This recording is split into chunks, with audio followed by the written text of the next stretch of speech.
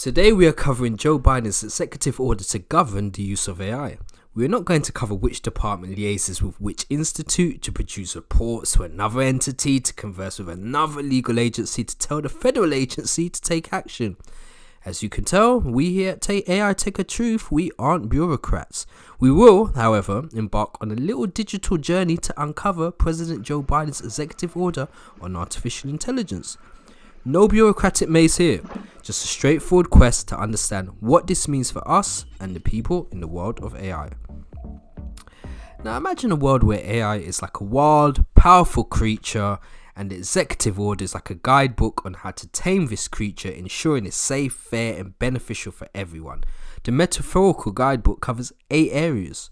Safety and security stands for AI, consumer protection, privacy protections and healthcare, equity and civil rights, consumer rights, jobs, innovation and competition, international leadership, and AI governance. But before we can start, we first need to know what we're dealing with. The executive order defines AI broadly. It's not just limited to generative AI or systems leveraging neural networks, but it's inclusive of systems which have been built over the last several years. It's defined as a machine-based system that can, for a given set of human-defined objectives, make predictions, recommendations, or decisions influencing real or virtual environments. In other words, the scope of the EO is not limited to generative AI. Any machine-based system that makes predictions, recommendations, or decisions is impacted by the EO. So firstly, safety and security. We venture into the realm of safety and security. The government entity, the National Institute of Standards and Technology, NIST, is the unsung hero in the world of AI. And I like the Gandalf of AI guidelines, guiding us through the dark forest of tech confusion. NIST is set to be the Yoda to companies developing AI, teaching them the ways of developing and deploying safe, secure and trustworthy AI systems. Here, the NIST, a government entity, acts as our guardian, creating rules and tests to ensure our AI creature doesn't go rogue. It's like teaching our creature to play nice. The NIST working with the Department of Commerce to develop 2 sets of guidelines. First, to establish best practices for developing and deploying safe, secure and trustworthy AI systems. And 2, the NIST is called upon to develop standards and procedures for developers of AI. Consumer protection and privacy. Moving on, we explore the forest of consumer protection and privacy. This is where we ensure our creature doesn't turn on its own. We're setting up safeguards, keeping our digital life secure from AI's unintended harms. The aim of the EO here is to protect the American consumer from fraud. It must be clear how regulated agencies monitor the use of their third-party AIs and their ability to explain the use of the AI models. There should be transparency. There are steps to protect commercially available information held by federal agencies. There is also a push to promote privacy-enhancing technologies and how to mitigate privacy harms by AI. In the healthcare sector, the HHS, which is the US Department of Human and Health Services, will develop a strategic plan on the use of AI in areas including research and discovery, drug and device safety, healthcare delivery, and public health. They will be responsible for developing the AI technologies in this sector, maintain appropriate levels of quality, and comply with non-discrimination requirements. It would also ensure overseas drug development processes and seek to minimize clinical errors. Equity and civil rights. As we travel further, we encounter the challenge of equity and civil rights. Here, the quest is to train our AI creature to be fair and unbiased, a true ally in our diverse world. Protecting American consumers from fraud is a mandate of the EO, which directs agencies to consider clarifying the responsibility of regulated entities to conduct due diligence on and monitor any third-party AI services they use, and requirements and expectations related to transparency of AI models and regulated entities' ability to explain their use of AI models. Consumer rights. Next, we delve into the marketplace of consumer rights. This part of the journey ensures that AI doesn't deceive in our daily transactions, keeping our digital marketplace just and honest.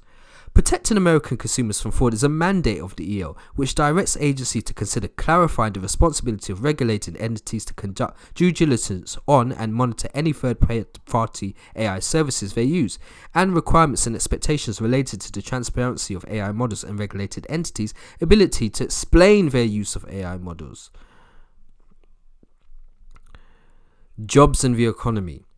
Our adventure then leads us to the world of work. We explore how AI impacts jobs and the economy, ensuring this creature brings prosperity and not displacement. The potential for AI-fueled technologies to displace workers has been a key concern for policymakers, and several related reports are mandated by the EO, including a study by the Council of Economic Advisers on the labour market effects of AI, evaluation by the Secretary of Labour on the potential for AI-related displacements in the federal workplace, and the development of employer principles and best practices by the Department of Labour on mitigating the potential harm and maximising the benefits of AI technologies for workers. Innovation and competition. So as we near the end of this journey, the focus is innovation and competition. Here, the goal is to nurture our AI creature to be a beacon of progress, fostering an environment where new ideas and small businesses can flourish. To ensure that the US has the available talent needed to lead in the development of AI technology, the EO calls for the streamlining of processes for non-citizens to work on, study, or conduct research in AI. The Secretary of States and Homeland Security are further directed to consider rulemakings and efforts to expand existing programs for highly skilled foreign talent. The Department of Labour is tasked with identifying AI and other STEM-related occupations for which there are insufficient US workers, and National AI Research Resources duty to facilitate collaboration between the government and private sector. International leadership. Now, stepping into the global stage, the US sets out to lead the world in AI, but it's about collaborating internationally to ensure our AI creature benefits everyone, everywhere. The executive order underscores the United States' commitment to leading global AI initiatives, calling for government leaders to actively engage in international collaborations and multi-stakeholder efforts. It highlights the importance of voluntary commitments by US technology companies and advocates for a robust international framework to manage AI risk and benefits. Furthermore, the EO mandates the Secretaries of Commerce and State to collaborate with international partners. AI governance. The US government wants to lead the world in governance efforts via multilateral engagement. The aim here is to expand bilateral, multilateral, and multi-stakeholder engagements to collaborate on AI, establish robust international frameworks for harnessing AI's benefits and managing its risk and ensuring safety, accelerate development and implementation of vital AI standards with international partners and in standards organizations, ensuring that the technology is safe, secure, trustworthy, and interoperable. Promote the safe, responsible, and rights-affirming development and deployment of AI abroad to solve global challenges such as advancing sustainable development and mitigating dangers to critical infrastructure.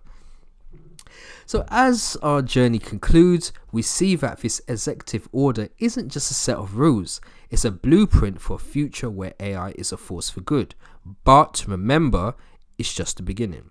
It's important to remember that this EO, like all executive orders, cannot create new laws or regulations on its own, but can trigger the beginning of such processes. So what areas do you think were left uncharted? Are there any areas that you think of that the EO did not cover? I mean, one thing is guaranteed, that is legislation is on the way. The questions are, will they be effective and realistic? Share your thoughts and join the conversation.